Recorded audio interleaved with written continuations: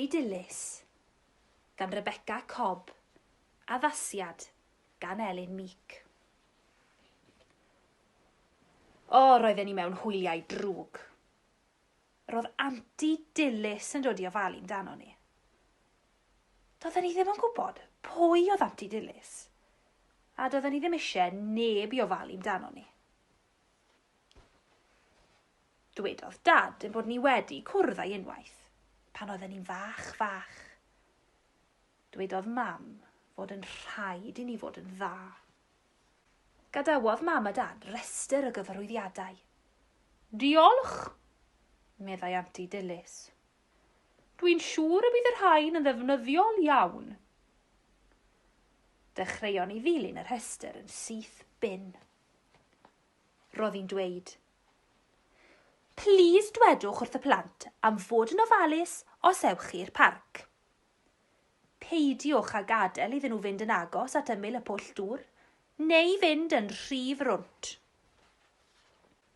Fe gan nhw hufen ia, ond dim ond un yr un.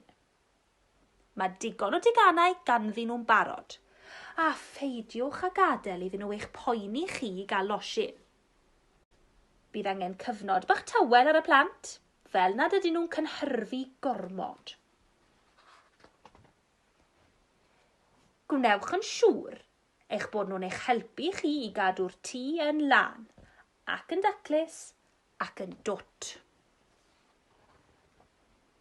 I ginio, fe gan nhw ddewis rhywbeth i fwyta, ond i fod yn synhwyrol. Fe gan nhw un stori cyn amser gwely, ond dim teledu o gwbl. A pheidiwch â gadael iddyn nhw aros ar eu trad yn rhy hwyr.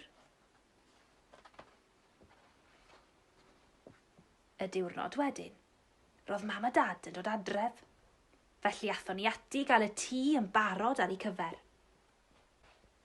Gobeithio eu bod ni wedi bod yn blant da, meddai Mam. Fel angylion bach, atebodd Aunty Dilys. Oedd y cyfarwyddiadau'n ddefnyddiol? Gofynnodd Dad.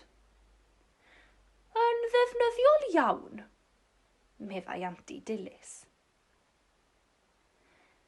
Gofynnodd Mam a Dad a hoffen i Aunty Dilys ddod i ofalu amdano ni rhywbryd to. Hoffen, please, medden ni. Ac efallai, y gallech chi ysgrifennu rhestr arall?